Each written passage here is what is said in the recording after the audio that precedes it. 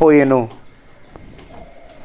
వర్షము వచ్చి ఏమి చేసెను, వాక్యము వచ్చి ఏమి చేయకపోయెను. ప్రభునందు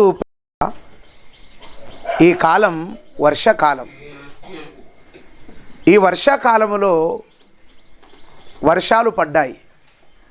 తొలకరి వర్షం అంటే మొదటి వర్షం. తొలకరి వర్షం పడింది, మొదటి వర్షం పడింది. వర్షం పడిన వెంటనే కూడా వ్యవసాయం చేసే రైతులందరూ వెళ్ళారండి, పొలానికి వెళ్ళారు. పొలానికి వెళ్ళి వ్యవసాయం చేశారు. వ్యవసాయం చేసి భూమిలో విత్తనం వేశారు. విత్తనం వేసిన తర్వాత మరలా ఏం చేస్తారై అంటే మరలా వర్షం కోసమే ఎదురు చూస్తారు. అంటే ప్రియులారా, మనం ఇక్కడ గమనిస్తే ఒక రైతన్న వర్షం పడగానే వ్యవసాయం పొలంలో విత్తనాలు వేస్తాడు. పొలంలో విత్తనాలు వేశాడు. విత్తనాలు వేస్తే విత్తనాలు వేసిన తర్వాత ఏం జరుగుతుందో ఒకసారి మనము గ్రంథాన్ని చూస్తే, పరిశుద్ధ గ్రంథంలో నుండి యెషయా గ్రంథము 55వ అధ్యాయము, యెషయా గ్రంథము 55వ అధ్యాయము 10వ వచనాన్ని మనం చూద్దాం. వర్షమును హిమమును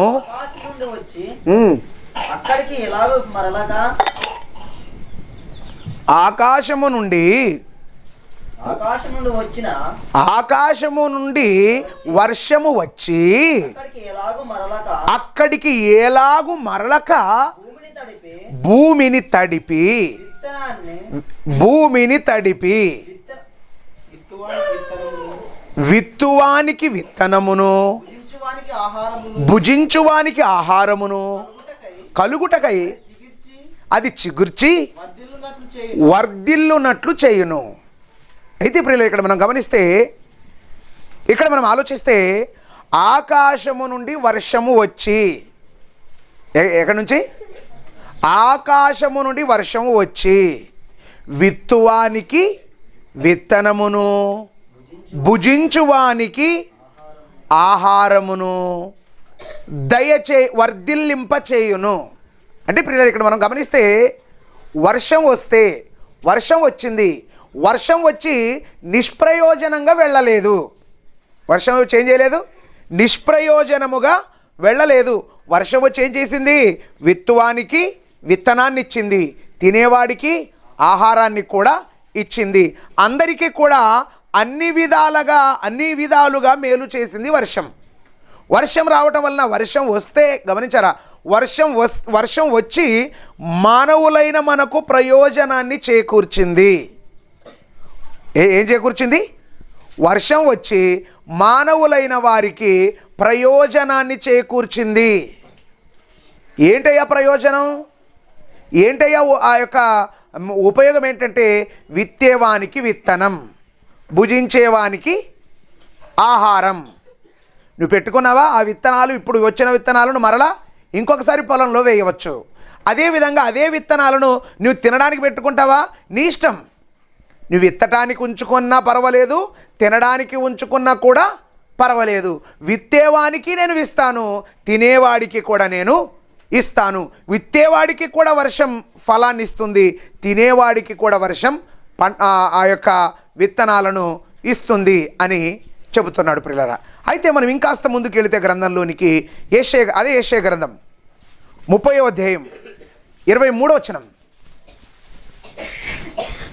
యెషయా గ్రంథము 30వ అధ్యాయము 23వ వచనాన్ని మనం చూద్దాం. నీవు నీ భూమిలో విత్తుటకు నీ గింజలకు కావలసిన వాన ఆయన కురిపించును, భూమి రాబడి అయిన ఆహార ద్రవ్యమిచ్చును. ఏమిస్తుంది? ఆహారము, ద్రవ్యము. ద్రవ్యం అంటే ఆహార ద్రవ్యము. గమనించ, వర్షం పడుట వలన, వర్షం వచ్చింది కదా, ఈ వర్షం రావుట వలన ప్రయోజనం ఏంటయ్యా, ఉపయోగం ఏంటంటే తినేవాడికి తిండి, విత్తేవాడికి విత్తనం. అంత మాత్రమే కాదు, ఆహారాన్ని ఇస్తుంది, ద్రవ్యాన్ని కూడా ఇస్తుంది. ఈ ఆహారాన్ని తీసుకొని బజార్లో అమ్మితే ఏమొస్తుంది? ద్రవ్యము, డబ్బు, ధనం వస్తుంది. అంటే వర్షాన్ని యొక్క ఆహారాన్ని విత్తనాన్ని ద్రవ్యాన్ని ద్రవ్యం అన్నది దేని వల్ల వస్తుంది? వర్షం ఆకాశం నుండి వచ్చింది, భూమి మీద పడింది. భూమి మీద వర్షం పడిన తర్వాత ఏమొచ్చింది? పంట వచ్చింది, అంతే కదా? పంట వచ్చింది. పంటను ఏం చేసావు? కొంత తిని, కొంత విత్తనాలకు పెట్టుకున్నావు, ఇంకొంత ఇదే ఏమొచ్చింది? ఆహారం. ఇదే పంట వలన ఏమొచ్చింది? విత్తనం. ఇదే పంట వలన ఏమొచ్చింది? ధనం, ద్రవ్యం. పంట కానీ ప్రతిఫలాలు 3 రకాలు. అయితే ఇక్కడ మనం గమనిస్తే, ఇక్కడ మనం ఆలోచిస్తే, ఏ వ్యక్తి అయితే వ్యవసాయం చేశాడో, వ్యవసాయం చేసినటువంటి వ్యక్తికి ఈ భూమి తెలుసా? ఈ భూమి ఏం చేస్తుందంటున్నాడు దేవుడు బైబిల్లో. చూడండి ఒకసారి, హెబ్రీ పత్రిక 6వ అధ్యాయం 7వ వచనం. హెబ్రీలకు రాసిన పత్రిక 6వ అధ్యాయం 7వ వచనం. ఎట్లనగా భూమి తన మీద తట్టుగా కురియు త్రాగి కొరకు వ్యవసాయం చేయబడును వారికి అనుకూలమైన పైరులను ఫలించుచు దేవుని ఆశీర్వచనము పొందును. ఇక్కడ మనం గమనిస్తే అపోస్తలుడైన పౌలు గారు మాట్లాడుతున్నారు. ఏమని మాట్లాడుతున్నాడంటే, భూమి ఏది? భూమి ఎవరి కొరకు వ్యవసాయం చేయబడుతుంది? పొలాలు ఉన్నోళ్ళు ఎంతమంది ఉన్నారు ఇక్కడ? చేతులు ఎత్తండి. పొలాలు ఉన్నోళ్ళు, రైట్, వెరీ గుడ్. పొలాలు, మీ పొలాన్ని మీరు వ్యవసాయం చేశారు. ఎవరి కోసం వ్యవసాయం చేశారు? మీ పొలాన్ని మీరు ఎవరి కోసం వ్యవసాయం చేశారు? మన కోసమే కదా. నాకు పొలం ఉంది కానీ నా కోసం చేసుకోలే, కానీ నా పొలం ఉంది. పొలం ఉంటే వ్యవసాయం చేస్తాం. ఎవరి కోసం? మీ పొలం ఉంటే మీకోసం వ్యవసాయం చేసుకుంటాను, నా పొలం ఉంటే నా కోసం నేను వ్యవసాయం చేసుకుంటాను. ఈ వ్యవసాయం చేయబడిన పొలము ఎవరికి అనుకూలంగా పైరునివ్వాలి? ఎవరికైనా దేవునికి అనుకూలంగా. ఎవరికి అనుకూలంగా పైరునివ్వాలి? తన్ను ఎవరైతే వ్యవసాయం చేశారో, ఎవరైతే దున్నారో, ఎవరైతే దుక్కారో, ఎవరైతే విత్తనం వేశారో, ఎవరైతే కలుపు తీశారో, ఎవరైతే దాన్ని సేద్యం చేశారో, వారికే అనుకూల పైరును పండాలి. ఈ అనుకూలమైన పైరును భూమి పండాలి. ఎవరి బ్లెస్సింగ్ కావాలి? దేవుని బ్లెస్సింగ్ కావాలి, దేవుడి ఆశీర్వాదం కావాలి. అంటే వర్షాన్ని కూడా ఎవరు ఇస్తున్నారు? వర్షం రావడానికి కారణం ఎవరు? దేవుడే. ఈ భూమి పండటానికి కారణం ఎవరు? దేవుడే. భూమి పండు అని ఆశీర్వదించాలి భూమిని. ఏది? నువ్వు ఈ సంవత్సరం సమృద్ధిగా పండు. ఆయన ఆశీర్వాదాన్ని తీసుకొనే భూమి ఏం చేస్తుంది? నీకు ఫలాన్ని. నీ చేతిలో పంట వస్తే ఆ పంటను చూసి ఏమనుకోవాలి తెలుసా? నేను కష్టపడ్డాను, నేను యూరియా వేసాను, నేను డిఏపి వేసాను, నేను 3-10 వేసాను, లేకపోతే ఆ పుచ్చికరి మందులు కొట్టాను, ఈ ఎరువులు వేసాను, ఆ ఎరువులు తీశానని చెప్పి వాళ్ళని కాదు చేయాల్సింది.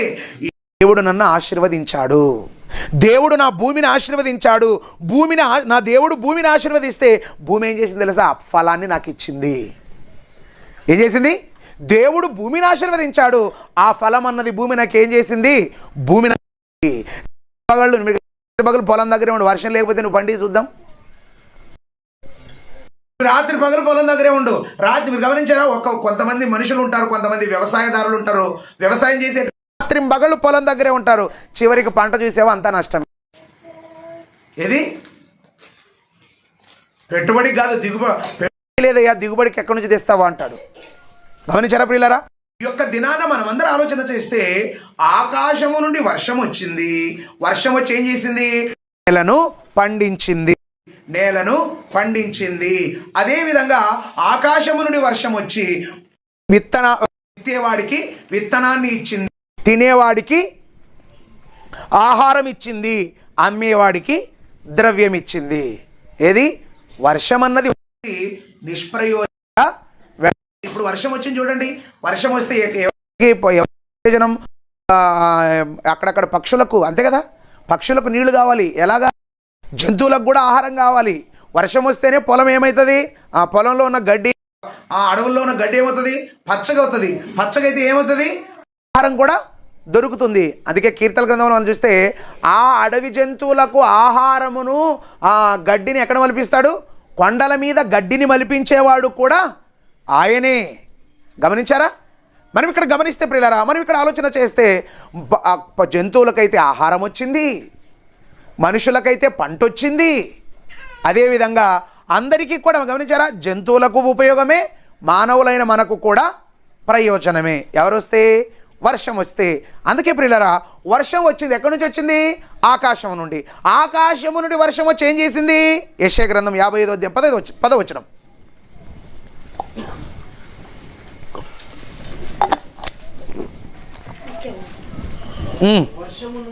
వర్షమును హిమమును ఆకాశము నుండి వచ్చి అక్కడికి ఎలాగు మరలక భూమిని తడిపి విత్తువానికి విత్తనం, తినేవాడికి ఆహారము, అది చిగుర్చి వర్ధిల్లునట్లు చెయ్యును. అలాగే నా నోట నుండి వచ్చు అలానే ఉంటుంది. ఏది? నా నోట నుండి మాట్లాడుతున్నాడు దేవుడు. మాట్లాడుతున్నాడు తెలుసా? ఆకాశం నుండి వర్షం వచ్చింది, విత్తనాలు ఇచ్చింది, మీకు ప్రయోజనాన్ని ఇచ్చింది, మీకు ఫలాన్ని ఇచ్చింది. నోట వచ్చిన కూడా అలానే వచ్చిన మాట. నా నోట నుండి, దేవుని నోట నుండి వచ్చిన మాట. ఎవరి నోట్ల నుండి? దేవుని నోట నుండి వచ్చిన మాట. దేవుని నోట నుండి, దేవుని నోట నుండి ఏమొస్తుంది?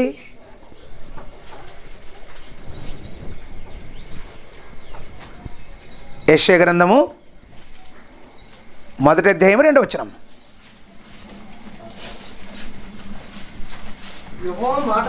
దేవుడు మాట్లాడుతున్నాడు. దేవుని మాటలు. ఎవరి మాటలు? ఆయన నోట నుండి వచ్చింది. ఆయన నోట నుండి ఏమొస్తుంది? దేవుని మాట. ఏమొచ్చింది ఆయన నోట నుండి? ఆకాశము ఆలకించుము. ఆయన నోటి నుండి ఏమొచ్చింది? ఆయన నోట నుండి వచ్చిన మాట ఏది? ఆదికాండం 1వ అధ్యాయం 1వ వచనం.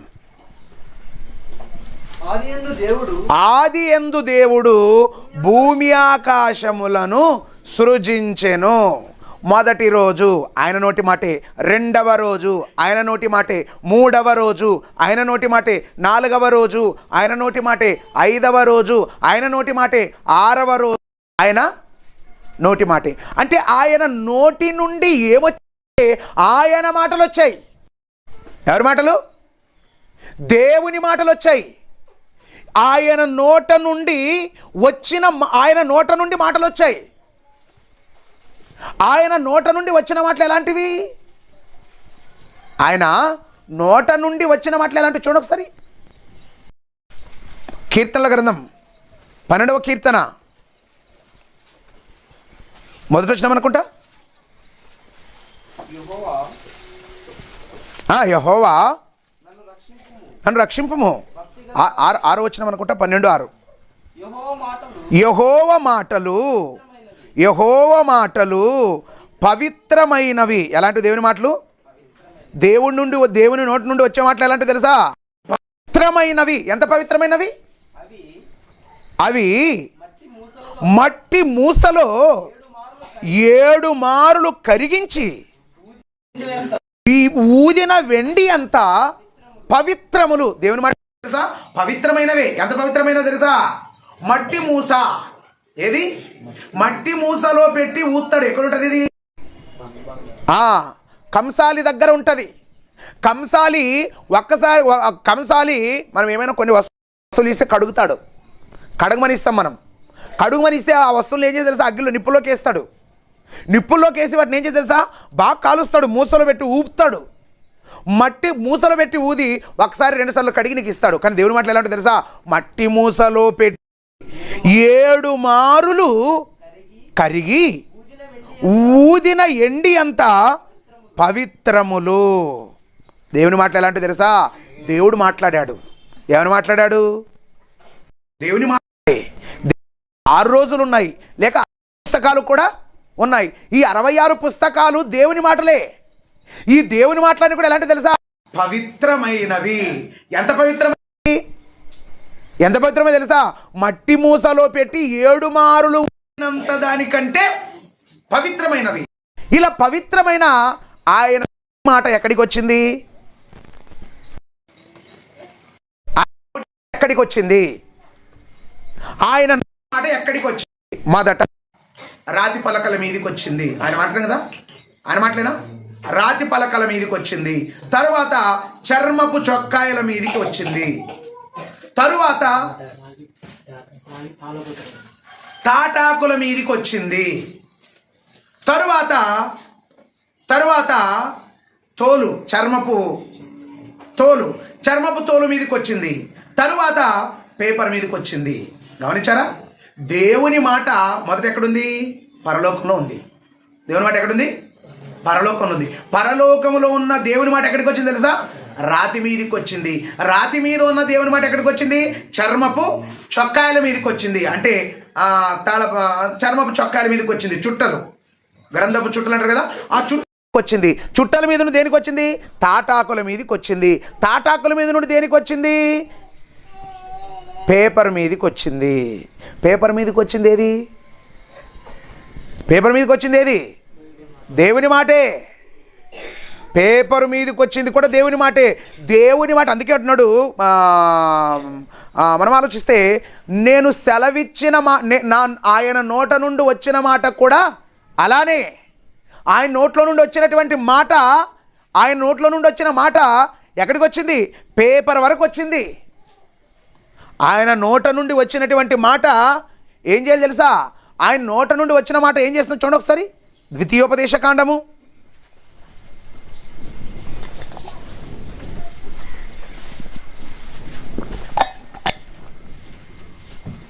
32వ అధ్యాయం 2వ వచనం. నా ఉపదేశము వానవలే కురియును, నా వాక్యము మంచువలెను, లేత గడ్డి మీద పడు చినుకులవలెను, పచ్చిక మీద కురియు వర్షము వలె ఉండును అన్నాడు. నా ఉపదేశము వానల వర్షంలా కురుస్తుంది. వానలా కురుస్తుంది. వాన వచ్చింది. ఏమొచ్చింది? వాన వచ్చింది. మొన్నటి వరకు వాన వచ్చింది. వాన వస్తే వాన రాకముందు పంటలన్నీ ఏమైపోయాయి? వాడిపోయాయి. ఎండిపోవడానికి కూడా సిద్ధంగా ఉన్నాయి. వాడిపోయినటువంటి పంటను వర్షం రాగానే, వాడిపోయిన పంట వర్షం రాగానే ఏమైపోయింది? చక్కగా పచ్చగా తయారయ్యింది. ఎలాగా? చాలా పచ్చగా తయారయ్యింది.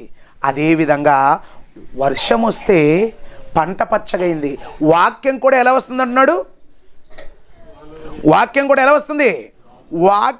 ఉపదేశము వానవలే కురుస్తుంది. దేవుని మాటలు వర్షంలా కురుస్తున్నాయి. ఏం కురుస్తున్నాయి? ఆయన మాటలు వర్షము వలె, వానవలే కురుస్తున్నాయి. వానవలే ఆయన మాటలు కురుస్తుంటే, వానవలే ఆయన మాటలు కురుస్తుంటే మానవ జీవితాలు ఏమైనా చిగిర్చాయా? వర్షం వచ్చింది, నిష్ప్రయోజనంగా వెళ్ళిందా? చెప్పండి. వర్షం ఆకాశం నుండి, వర్షం ఎక్కడి నుంచి వస్తుంది?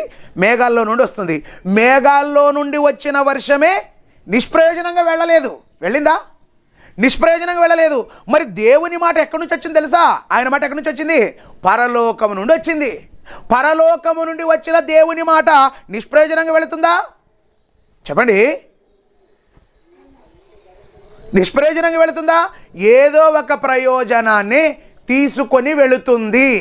వచ్చిన వర్షాన్ని అడిగామనుకో, వర్షమా, దేవుడు అడిగాడు వర్షాన్ని, వర్షమా నువ్వు భూమి మీదకి వెళ్ళి ఏం చేసావంటే, దేవుడా నువ్వు నన్ను భూమి మీదకి పంపించావు, వెండిపోయిన పంటలను పచ్చగా చేశాను, పచ్చగున్న పంటలను మంచిగా కోతకొచ్చే విధంగా చేశాను, కోతకొచ్చినటువంటి పంటల ద్వారా విత్తనాన్ని ఇచ్చాను, వారి ఆకలి తీర్చాను, వారి అప్పులు తీర్చాను. అంతే కదా? వారి అప్పులు తీర్చాను, వారి సమస్తాన్ని తీర్చి వాళ్ళని సుభిక్షంగా ఉంచాను. అదే వాక్యాన్ని అడిగాడు అనుకో, వాక్యం అడిగితే ఏది? వాక్యం అడగడానికి ఏముంది చెప్పండి? ఆయన మాటే కదా. వర్షం వచ్చి నిష్ప్రయోజనంగా వెళ్ళలేదు. వాక్యం వచ్చి కూడా, దేవుని మాట వచ్చి కూడా, ఆయన ఉపదేశం వచ్చి కూడా నిష్ప్రయోజనంగా వెళ్ళదు. ఉపదేశం కూడా ఏదో ఒక ప్రయోజనాన్ని తీసుకొని వెళుతుంది. ఎక్కడో పరలోకంలో ఉన్నటువంటి మాట పేపర్ మీదకి వచ్చింది. ఎందుకు వచ్చింది? పేపర్ మీదకి ఎందుకు వచ్చిందండి? పేపర్ మీదకి రావడానికి గల కారణం ఏంటి? ఎందుకు వచ్చింది పేపర్ మీదకి ఈ మాటలు? నీలో ఉండాలని, నీలో పుష్కలంగా. మీరు గమనించారా? మనిషిలో అసూయని నేర్పించేవాడు ఎవడైనా ఉన్నాడా? గొడవలు నేర్పించేవాడు ఎవడైనా ఉన్నాడా? తాగుబోతానని నేర్పించేది ఎక్కడైనా ట్రైనింగ్ సెంటర్లు ఉన్నాయా? గమనించారా? ఆడిపోసుకోవడానికి ఎక్కడైనా ట్రైనింగ్ సెంటర్లు ఉన్నాయా? ఏవి లేవండి. ఏవి లేకపోయినా మానవులైన వారు ప్రత్యేకంగా కూర్చొని నేర్పిస్తే దేవుని వాక్యం ఏమో దరిద్రుడికి రాదు. ఇలాంటివన్నీ ఎవడు నేర్పించాడు? ఎక్కడైనా ట్రైనింగ్ సెంటర్లు ఉన్నాయా? గొడవ పడినప్పుడు ఇలాంటి బూతులు తిట్టాలంటే మా ట్రైనింగ్ సెంటర్లో జాయిన్ అవ్వండి, మేము బూతులు నేర్పించి పంపిస్తాం అనే వాళ్ళు ఎవరైనా ఉన్నారా? చెప్పండి. ఎక్కడ లేవు ఈ ట్రైనింగ్ సెంటర్లు, ఎక్కడ లేవు. కానీ చాలా భయంకరంగా మానవుల మట్టి మస్తిష్కాలలో చాలా భయంకరంగా పేరుకొని పోయాయి.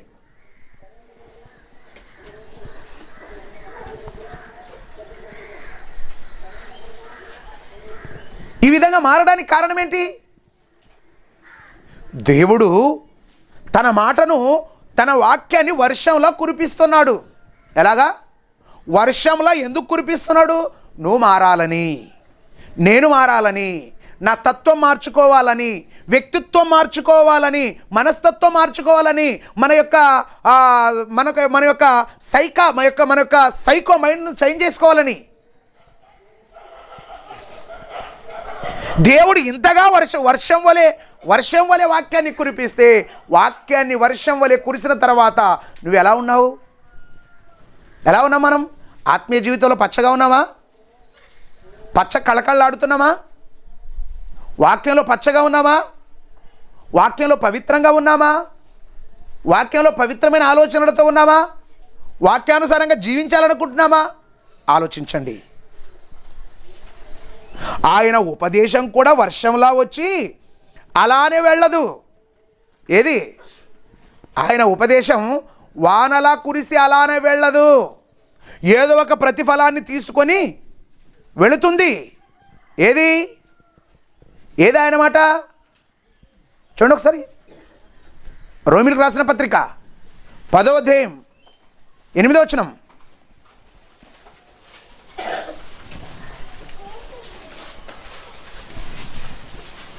అది ఏమని చెప్పుచున్నది? అది ఏమని చెప్పుచున్నది?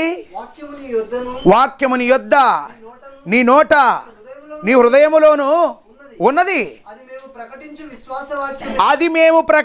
విశ్వాస వాక్యమే. మీరు అది ఏం చెప్తున్నదంటే అదేంటి? ఏమనుకున్నారు? అది దేవుని మాటే, అది దేవుని వాక్యమే. దేవుని వాక్యం అంటే ఏదో ఎక్కడుంది? మేము ప్రకటిస్తున్నాం కదా, మేము ప్రకటిస్తున్న విశ్వాస వాక్యమే. అది ఎక్కడుందో తెలుసా? నీ యొద్ద, నీ నోట్లో, నీ హృదయంలో.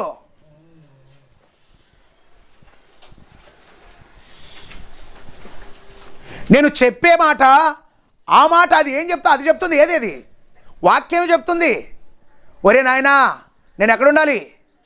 నీ హృదయంలో, నీ నోట్లో, నీ యొద్ద. వాక్యం ఎక్కడో పరలోకంలో ఉన్నది. ఎక్కడికి వచ్చింది? వద్దకు వచ్చింది, కానీ హృదయంలోనికి మాత్రం వెళ్ళలేదు. హృదయంలోనికి మాత్రం వెళ్ళకుండా ఎక్కడుంది? బయటే ఉంది. పేపర్లకే పరిమితమైంది. గమనించారా? పేపర్లకే పరిమితమైపోయింది. పేపర్లో ఉన్న వాక్యం ఎక్కడ ఉండాలి తెలుసా? నీ హృదయంలో ఉండాలి. ఎక్కడ ఉండాలి? నీ హృదయంలో ఉండాలి, నా హృదయంలో ఉండాలి. దేవుని మాట నీ దగ్గరకు వచ్చింది. ఇప్పుడు ప్రతిసారి మీరు చూడండి, సెల్ ఫోన్ ఆన్ చేయండి, వాక్యమే. టీవీ ఆన్ చేయండి, వాక్యమే. బయటికి వెళ్తే సభల్లో వాక్యమే. మన దగ్గర మంగళవారము, శుక్రవారము, ఆదివారం వాక్యమే. గమనించారా? వాక్యాన్ని దేవుడు ఇన్నిసార్లు ఎలా కురిపిస్తున్నాడు? వర్షం అయితే కేవలం వర్షాకాలం మాత్రమే వస్తుంది. అన్ని కాలంలో కురిసే వర్షం ఏది? వాక్యం అనే వర్షం, ఉపదేశం అనే వర్షం. ఈ ఉపదేశం అనే వర్షానికి కాల పరిమితులు లేవు. కాల పరిమితులు ఏమైనా ఉన్నాయా? ఏమీ లేవు. వర్షానికి గమనించారా? కాలానికి పరిమితి చేసిన వర్షమే ప్రతిఫలాన్ని తీసుకొచ్చింది. వాక్యానికి పరిమితే లేదు ప్రియులారా. వాక్యానికి ఏ లేదు? పరిమితులు లేవు. పరిమితులు లేనిదే దేవుని యొక్క వాక్యం. పరిమితులు లేనటువంటి వాక్యం అన్నది ఏం చేసింది తెలుసా? ఏం చేయాలి? ప్రతిఫలాన్ని తీసుకొని రావాలి. ఏం చేయాలి? ప్రతిఫలాన్ని తీసుకొని రావాలి. ప్రతిఫలాన్ని తీసుకొని వస్తుందా? ఎస్, వస్తుంది. ఏంటి ప్రతిఫలం? వాక్యం నీ దగ్గరకు వచ్చింది, వర్షం మన దగ్గరకు వచ్చింది, నిష్ప్రయోజనంగా వెళ్ళలేదు. వాక్యం మన దగ్గరకు వచ్చినా కూడా వాక్యము కూడా నిష్ప్రయోజనముగా వెళ్ళదు. వాక్యమేలే, మనం ఇంటూ వినొచ్చు, లేకపోతే లేదు, పాటిస్తే పాటించవచ్చు, లేకపోతే లేదు అని అనుకోవచ్చు. మీరు అనుకోండి, తప్పులేదు. కానీ మీరు ఏ మాట అయితే విన్నారో, మీరు ఏ వాక్యమైతే విన్నారో, మీరు ఏ మాటలైతే జాగ్రత్తగా విని వెళ్ళిపోతున్నారో, విని విడిచిపెట్టి వెళ్ళిపోతున్నారో, ఆ వాక్యం ఏం చేస్తుందన్నాడు చూడండి ఒకసారి. యోహాను సువార్త 12వ అధ్యాయం 48వ వచనం. యోహాను సువార్త 12వ అధ్యాయం 48వ వచనం. నన్ను నిరాకరించి, యేసుప్రభువు అంటున్నాడు, నన్ను నిరాకరించి నా మాటలను అంగీకరింపని వానికి తీర్పు తీర్చువాడొకడు కలడు. నేను చెప్పిన మాటయే అంత్య దినమందు వానికి తీర్పు తీర్చును. ఏం చేస్తుంది? నేను ఏ మాటలైతే చెప్పానో, ఏ మాటలు చెప్పాడు దేవుడు? యేసుక్రీస్తు ప్రభుల వారు ఏం చెప్పారు? ఏ మాటలు చెప్పారు? నిన్ను వలిని పొరుగు వానిని ప్రేమించు, నీ శత్రువును ప్రేమించు. ఒక మైలు రమ్మంటే నీవు 2 మైళ్ళు అతడితో కూడా వెళ్ళాలి. అంత మాత్రమే కాదు, నీ యొక్క శత్రువును ప్రేమించాలి. ఎవరిని? శత్రువులను ప్రేమించాలి. అంత మాత్రమే కాదు, శత్రువులను చూసి ముఖము తిప్పుకొనకూడదు. శత్రువు ఒకవేళ అప్పడిగినా కూడా అప్పు ఇవ్వాలి. ఎవరు? శత్రువు అప్పడిగితే శత్రువుకి ఇవ్వాలా? యేసుప్రభు చెప్పాడు, ఇవ్వాలి. ప్రేమ కలిగి ఉండండి, సమాధానం. అందుకే చెప్పాడు కదా, మీలో ఎవరికైనా సహోదరుడి మీద ద్వేషం ఉన్నదా? ద్వేషం ఉంటే అతడు ఏం చేయాలి తెలుసా?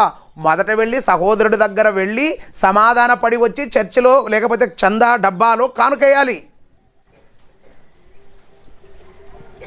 ఇన్ని మాటలు, క్రీస్తు మాటలు విని మనం గమనించారా? చంద వేసేటప్పుడు మనకి ఎవరి మీద విభేదాలు లేవా? ఎవరి మీద కక్షలు లేవా? ఎవరి మీద పగలు ప్రతీకారాలు లేవా? కొళాయి దగ్గర నుంచి కొట్లాడే వస్తుంది ప్రార్థనకి. ఇంటి దగ్గర భర్త దగ్గరే గొడవబడి వస్తుంది ప్రార్థనకి. వస్తారా రారా?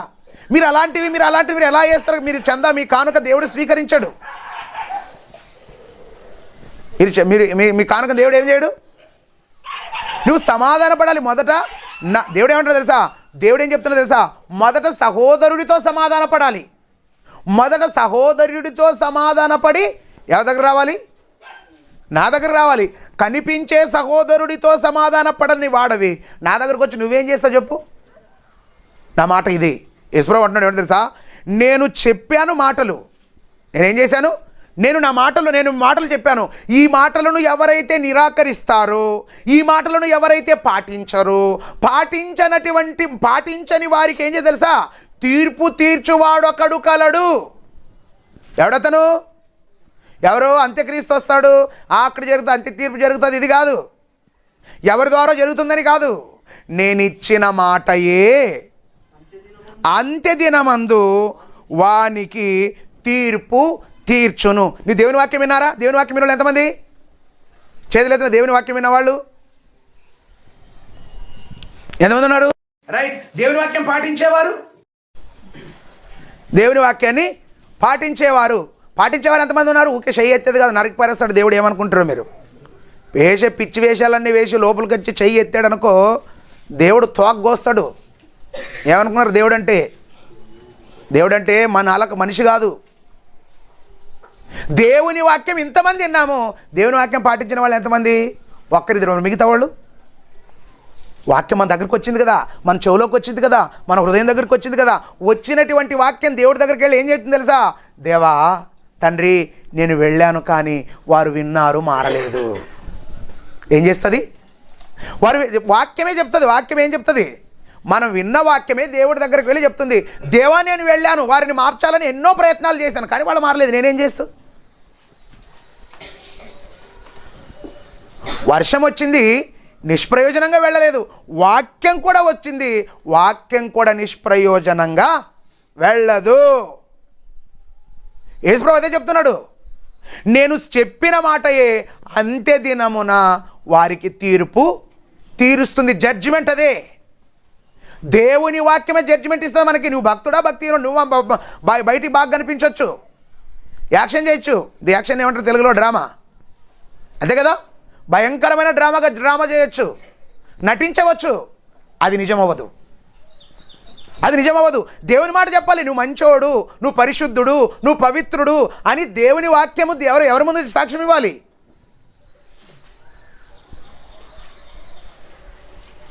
దేవుని మాట మన దగ్గరకు వచ్చింది. దేవుని మాట ఒకనాటి కాలంలో ఎవరి దగ్గరకు వచ్చింది?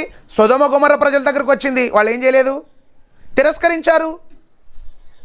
అదే దేవుని మాట ఎవరి దగ్గరకు వచ్చింది? ఏదైనా వనంలో ఆదాము వాళ్ళ దగ్గర కూడా వచ్చింది. వాళ్ళు ఏం చేశారు?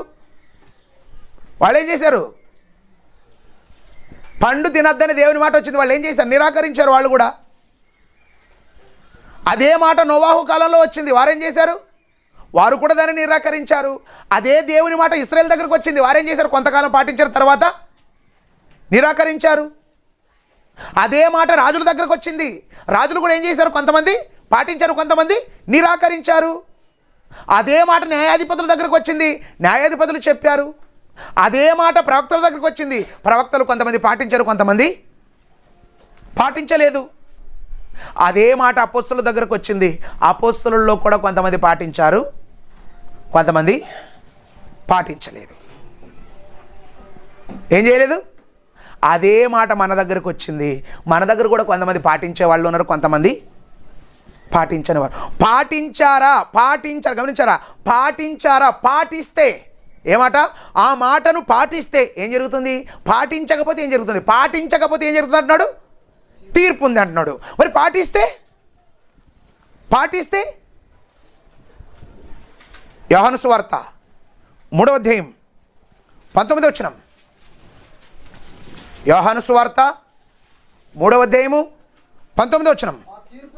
ఆ తీర్పు ఇదే, వెలుగు లోకములోనికి వచ్చెను గాని తమ క్రియలు చెడ్డవైనందున మనుషులు వెలుగును ప్రేమింపక చీకటినే ప్రేమించిరి.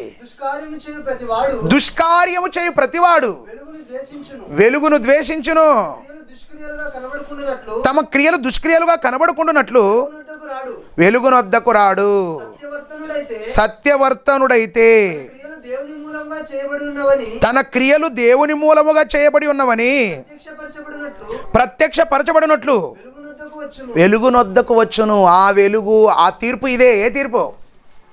ఆ తీర్పు ఇదే. వెలుగు లోకములోనికి వచ్చాను. ఎలుగంటే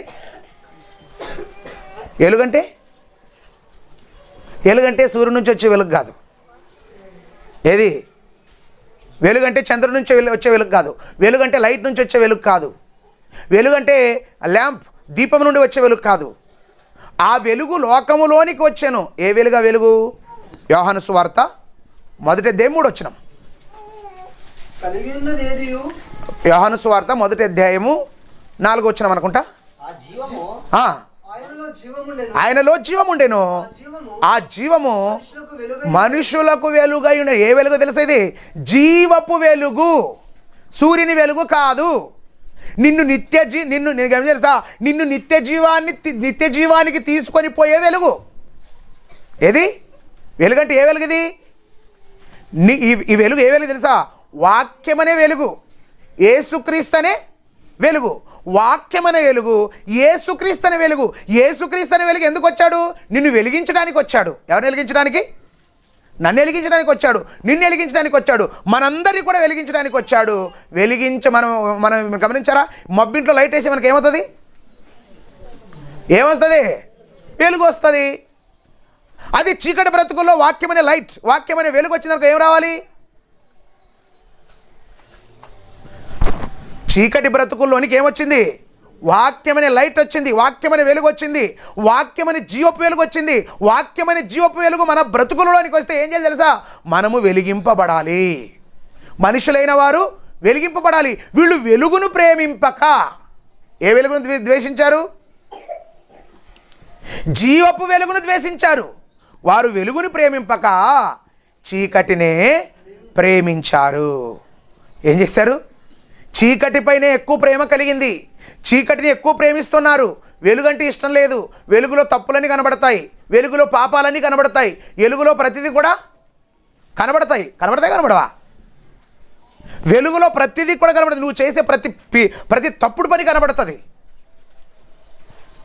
అందుకే ప్రియులారా, వెలుగును ప్రేమించలేదు. మాకు చీకటి బ్రతుకే బాగుంది, మాకు చీకటి జీవితమే బాగుంది, మాకు చీకటి క్రియలే బాగున్నాయని చెప్పి వెలుగును ప్రేమింపక చీకటినే ప్రేమించిరి. చీకటినే ప్రేమించారు, చీకటినే ప్రేమించారు. చీకటిని ప్రేమించి వెలుగును ద్వేషించిన వారి పరిస్థితి ఏమవుతుంది తెలుసా? ఏమవుతుంది వాళ్ళ పరిస్థితి? వాళ్ళ పరిస్థితి ఏమవుతుంది? వాళ్ళ స్థితి ఏమవుతుందో తెలుసా? వారు చీకటిని ప్రేమించేవారు కడకి ఏమవుతారు? కటిక చీకటిలోనికి వెళ్ళిపోతారు. దేన్ని ప్రేమించేవారు? ఈ లోకంలో చీకటిని ఎవరైతే ప్రేమిస్తారో, ప్రేమించేటువంటి వారందరూ చీకటిని ప్రేమించేవారంటే మనం ఏమనుకుంటాం తెలుసా? తమ తప్పులు కనబడకుండా దాచుకునేవాళ్ళు. చీకటి ప్రేమించేవారు ఎవరు తెలుసా? తమ తప్పులను కనబడకుండా దాచుకునేవారు. నువ్వు దేవుని కోసం బ్రతకడం లేదు, బ్రతుకుతున్నానని చెప్పి యాక్షన్ చేస్తారు కదా, అదే చీకటి బ్రతుకు. దేవుని మాటను పాటించావు, అయినా పాటిస్తున్నట్లు యాక్షన్ చేస్తావు, అదే చీకటి బ్రతుకు. చీకటి బ్రతుకు అంటే మనం వ్యభిచారం చేయడం లేదు, దొంగతనం చేయలేదు, ఇవన్నీ డ్రామా, ఇవన్నీ పెద్ద వద్దు, చిన్నవే చాలు. దేవుని ప్రార్థనకు రాడు. ఏమంటే తెలుసా? దేవుని యొక్క ప్రార్థనలో ఉండడు, దేవుని కోసం బ్రతకడు, బ్రతుకుతున్నట్లు యాక్షన్ చేస్తుంటాడు. చాలామంది భక్తులైన వాళ్ళందరూ కూడా ఎప్పుడు కనబడతారు తెలుసా? ఎక్కడ కనబడతారు? మహాసభలు ఉంటే 3 రోజులు కనబడతారు, 4వ రోజు దుత్తి ఎక్కడ ఉంటాడో ఏమో. ప్రార్థన ఉందా? ఈరోజు ప్రార్థన కాలేదంటే చూస్తాను సార్ కొద్దిగా పని ఉంది అంటాడు. ఎన్ని రోజులు ఇది భక్తి? ఇప్పుడు 3 రోజులు దీన్ని భక్తి అందామా, యాక్షన్ అందామా? ఏమంటారు చెప్పండి? మీరు ఏం పేరు పెడతారు? మీరే పెట్టండి. దీనికి ఏం పేరు పెడతారు?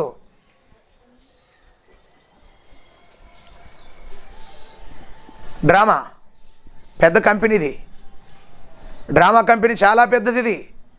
దీంట్లో నటించే నటులు చాలామంది స్త్రీలు ఉంటారు, చాలామంది పురుషులు ఉంటారు, చాలామంది ఉంటారు. కనుక ప్రియులారా, ఈ యొక్క రాత్రి కాలపుడలలో ఈ యొక్క ఉదయకాల పుడలలో మనమందరం కూడా గమనిస్తే, మనమందరం కూడా ఆలోచిస్తే, వాక్యం వచ్చింది పాటించి తిరిగి వెళ్తుంది.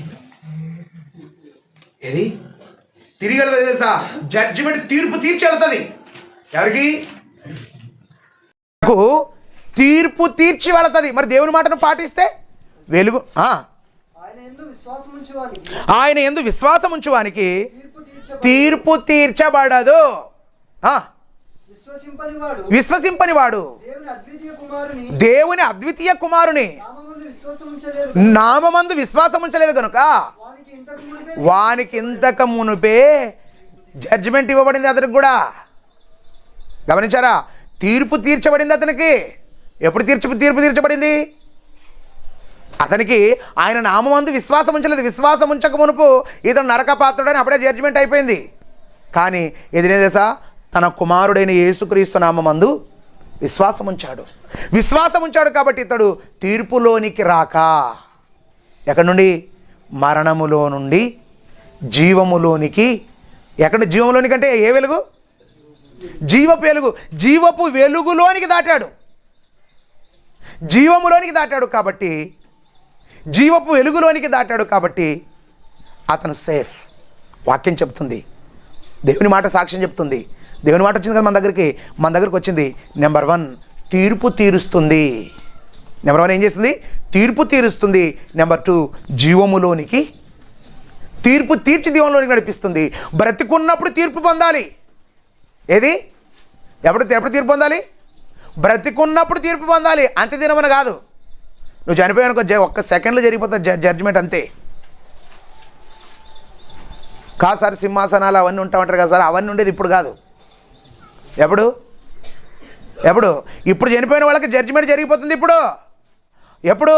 యేసుక్రీస్తు 2వ రాకడ సమయంలో ఉన్నారు కదా, వాళ్ళు ఉంటారు కదా, వాళ్ళకప్పుడు తీర్పు.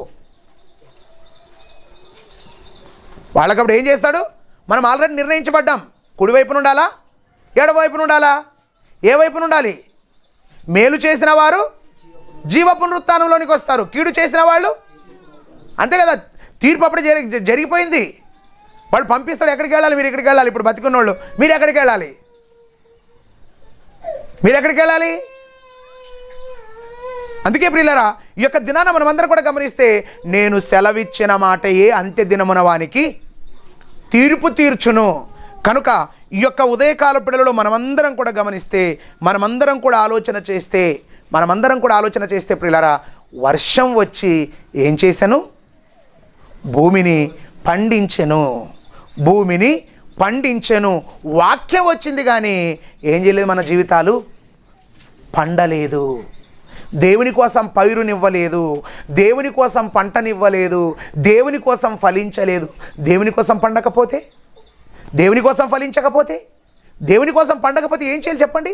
ఏం చేయాలి చూడండి ఒకసారి. మత్తయి సువార్త 3వ అధ్యాయం 12వ వచనం. మత్తయి సువార్త 3వ అధ్యాయం 12వ వచనం. ఆయన చేట 10 ఇప్పుడే గొడ్డలి చెట్ల వేరున ఉంచబడి ఉన్నది గనుక మంచి ఫలాలు ఫలించాలి. ఏ ఫలము? మంచి ఫలము. మంచి ఫలం అంటే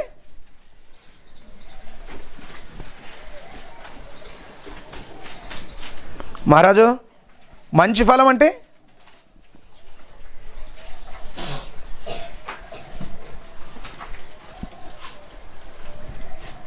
మహారాజు, మంచి ఫలం అంటే మంచి ఫలమే అంతే కదా. మంచి ఫలం కానిది ఏది? చెడ్డ ఫలం. మంచి ఫలము ఫలించాలి. ఏది మంచి ఫలం? ఆత్మఫలం ఏమనగా ఏది ఫలం? మా ఆత్మఫలం. మంచి ఫలాలు ఏవి? మంచి ఫలం ఫలించాలి. నీలో ఫలాలు ఉండాలి. నీ ఇంటి ముందు చెట్టేసి ఫలాలు లేదనుకో దాన్ని పీక అవతల పడేస్తావు. దేవుడు మనిషి అనే నిన్ను నరమొక్కను నాటాడు. ఎక్కడ? తన పొలములో. ఏ పొలం? సంఘమనే పొలములో నిన్ను నాటాడు. నిన్ను నాటితే నువ్వేం చేయాలి? మంచి ఫలాలు ఫలించాలి. ఏ ఫలం? ప్రేమ ఉందా? ప్రేమలు ఉన్నాయా? ఒకే సహవాసానికి వస్తాం అందరూ, ఒకరంటే ఒకరికి ప్రేమ లేదు. ఉందా? నిజంగా చెప్పండి. ఒకే సహవాసానికి మనం అందరూ వస్తున్నాం రావడం లేదా? ఒకరంటే ఒకరికి ప్రేమ ఉందా? ఎక్కడున్నది ఫలం చెప్పండి? ఫలాలు ఎక్కడున్నాయి? ప్రేమ, సంతోషం. ఒకడు బాగుపడితే ఇంకొకటి ఏడుచుకుంటుంటాడు. ఎక్కడుంది సంతోషం చెప్పండి? సంతోషాలు ఉన్నాయా? తిరుమలరావుకి జాబ్ వస్తుంది. నానేమనుకుంటాను, నాకు రాలేదు కదా, ఎట్లా వచ్చే జాబు, మనకు కూడా ఎగిరిపోతే బాగుంటుంది అని అనుకునే మంచి మనస్సు. అంటే ఏం లేదు, సంతోషం లేదు. ఎవరొకరు బాగుపడ్డారు కదా మనోళ్ళు అనే సంతోషం లేదు. సమాధానం. ఎవరు సమాధానం? మనుషులమైన మనం సమాధానం లేదు. మనుషులతో సమాధానం లేదు, దేవునితో కూడా సమాధానము. దీర్ఘశాంతం. ఏది? దీర్ఘంగా. అంటే మన సహోదరులు చాలామంది పొరపాట్లు చేస్తారు, దాన్ని దీర్ఘంగా సహించరు. సహించకుండా ఏం చేస్తారు? ఎదిరిస్తారు. దీర్ఘశాంతము లేదు, దయాళుత్వము లేదు, మంచితనము లేదు, ఆశ నిగ్రహము లేదు. ఏముంది? ఈ ఫలాలు. మంచి ఫలము ఫలించని ప్రతి చెట్టు అంటే చెట్టు కాదు, గమనించారు మీరు? చెట్లు అనుకున్న కొంపతీసి. చెట్లు అంటే చెట్లు కాదు, మనుషులు. ఎవరు? నరమొక్కలు. మనుషులనే మనలను సంఘమనే పొలములో నాటాడు. సంఘమనే పొలంలో నాటి వాక్యమనే వర్షాన్ని పంపించాడు. వాక్యమనే వర్షాన్ని పంపిస్తే, వాక్యమనే వర్షాన్ని మీరు పీల్చుకున్నారు, వాక్యమనే వర్షాన్ని మీరు ఆస్వాదించారు. మీరు ఏం చేయలేదు? పండలేదు. ఏం చేయలేదు? ఫలించలేదు. ఫలించని ప్రతి చెట్టు ఏం చేయబడుతుంది? నరకబడి. ఏం చేయబడి? నరకబడి అగ్నిలో వేయబడుతుంది. మీరు కూడా ఆలోచించాలి. వాక్యం మీ దగ్గరకు వచ్చింది. ఏదేది? వాక్యం మీ దగ్గరకు వచ్చింది. వాక్యం మీ దగ్గరకు వచ్చింది. ఫలిస్తే జీవపు వెలుగులో మీరుంటారు. కన్నీళ్ళు లేవు, దుఃఖం లేదు, బాధలు లేవు. కొత్త బంగారు లోకం అంటారు కదా, ఏది సినిమా కాదు, అదే ఆ లోకానికి వెళతారు. వాక్యం వచ్చింది. వాక్యాన్ని విని మీ యొక్క వ్యక్తిత్వాన్ని మార్చుకున్నారు, మీ మనస్తత్వాన్ని మార్చుకున్నారు, మీ జీవితాన్ని మార్చుకున్నారు. మార్చుకుంటే మీ జీవితాన్ని మీరు మార్చుకున్న తర్వాత మీకు కొత్త లోకం ఉంది. ఆ కొత్త లోకం, మీ పాత లోకంలో బురద ఉంటుంది. అంతా వర్షం వచ్చే బురద, అంత బురద, ఎంత గలీజే లోకం. కానీ అక్కడ బురదలు లేవు. ఏముందదా? బంగారు వీధులు. బంగారు వీధులు అంటే ఆ లోకం విలువైన లోకం. ఆ లోకానికి విలువైన వాళ్ళే వెళతారు. ఇక్కడ అంతా జిమ్మికిలు చేసిన వాడు వెళ్ళాడు. ఎవరు వెళ్ళాం? మనం గమనించారా? మనం కూడా డ్రామాలు చేస్తూ మనం ఉన్నాం అనుకో, దేవుని కోసం నేనేమంటాను తెలుసా? దేవుని కోసం బ్రతికే ఓపిక ఉంటే బ్రతకొచ్చు, లేకపోతే మనం బ్రతకకుండా ఉంటేనే బాగుంటుంది. ఎందుకంటే యాక్షన్ చేసి కదా, ఏది మనమంతా కూడా నటిస్తాం కదా, అలా ఉండకూడదు. వాక్యం మన దగ్గరకు వచ్చింది. వాక్యం మన దగ్గరకు వస్తే నెంబర్ 1 మనకేం చేసి తెలుసా? తీర్పు తీర్చి మనలను పరలోకానికి నడిపిస్తుంది. మనం దాన్ని విని పట్టించుకొనకపోతే అదే నీ మరణ దినాన్న అదే దేవుని మాట నీకు తీర్పు తీరుస్తుంది. నువ్వు పరలోకమా నరకమా? నువ్వు పరలోకానికి వెళ్ళాలా నరకానికి వెళ్ళాలనేది ఎవరో కాదు నిర్ణయించేది, దేవుని మాటే. మనం అంటాం ఈయన పరలోకానికి వెళ్ళాడా నరకానికి వెళ్ళాడని మనం అంటాం. మనం కాదు. ఎవరు దేవుని మాటే తీర్పు తీరుస్తుంది. దేవుని మాటను ఒకవేళ పాటించాడా? దేవుని మాటను బాప్తిసం తీసుకొని దేవుని మాటను పాటించి దేవుని వాక్యానుసారంగా ఇతను జీవించాడా? జీవిస్తే ఎక్కడికి వెళ్తారంటామని చెప్తాం మనం. పరలోకానికి అర్హుడు. లేదంటే దేవుని మాట విన్నాడు కానీ ఏదైనా సీక్రెట్ మానలేదు, బీడీ మానలేదు, ఏమేం మానలేదు. అసలు అతని పాత జీవితమే, పాపపు జీవితమే మానలేదు కాబట్టి ఇతను ఎక్కడికి వెళ్తాడని చెప్తాం మనం. ఎక్కడికి వెళ్తాడని చెప్తాము? నరకానికి వెళతాడని మనం చెప్తాం. కాబట్టి ప్రియులారా, మనమందరం కూడా ఈ విషయాన్ని గమనించాలి. ఈ విషయాల్లో మనమందరం కూడా ఆలోచించాలి. వర్షం వచ్చింది, ప్రతిఫలాన్ని తీసుకొని వెళ్ళింది. వాక్యం వచ్చింది, ప్రతిఫలం ఇచ్చి వెళుతుంది. వర్షానికి వాక్యానికి ఉన్న తేడా ఏంటి? వర్షం వచ్చింది, ప్రతిఫలాన్ని నేను పంటను పండించానని చెప్తుంది. వాక్యం వెళ్ళి అలా చెప్పదు. వాక్యం ఇక్కడే జడ్జిమెంట్ ఇచ్చి వెళుతుంది. వాక్యం ఏం చేస్తుంది? నువ్వు పరలోకానిక నరకానిక నిన్ను నిర్ణయిస్తుంది. ఇక్కడే అంతే. ఇక్కడే డిసైడ్ చేసి వెళ్ళేదే దేవుని యొక్క వాక్యం. అంత గొప్ప వాక్యానికి లోబడాలి, అంత గొప్ప వాక్యానికి విధేయులవ్వాలి, అంత గొప్ప వాక్యాన్ని మనం గౌరవించాలి, అంత గొప్ప వాక్యాన్ని మనం పాటించాలి, అంత గొప్ప వాక్యాన్ని మనం చాటించాలి. అంత గొప్ప వాక్యం మన దగ్గరకు వచ్చినప్పుడు మన జీవితంలో ఉన్నటువంటి లోపాలను మనం సరిచేసుకోవాలి. మనం సరిచేసుకుంటే పరలోకం మనది. సరిచేసుకొనకపోతే ఆరని అగ్నిగుండం కూడా మనదే అనే విషయాన్ని మనమందరం కూడా గుర్తించుకొని దేవుని కోసం బ్రతకాలని మీకు అందరికీ తెలియజేస్తూ ఈ మాటలు ముగిస్తున్నాను. కళ్ళు మూసుకొని చిన్న ప్రార్థన చేసుకుందాం. పరిశుద్ధ